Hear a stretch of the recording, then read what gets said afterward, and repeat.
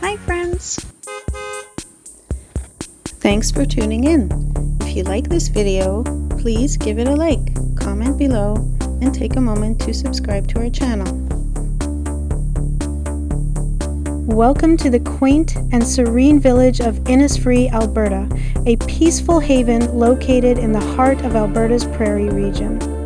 Known for its picturesque landscapes and close-knit community, Innisfree offers a tranquil escape from the hustle and bustle of city life. Innisfree was established in the early 1900s, primarily as an agricultural community. The village's name is inspired by the famous poem, The Lake Isle of Innisfree, by William Butler Yeats, reflecting the founder's desire to create a peaceful and idyllic place. Over the years, Innisfree has maintained its rural charm and agricultural roots, providing a quiet and friendly environment for its residents. Whether you're exploring the local shops, enjoying a meal at a family-owned restaurant, or participating in community events, Innisfree offers a warm and inviting experience.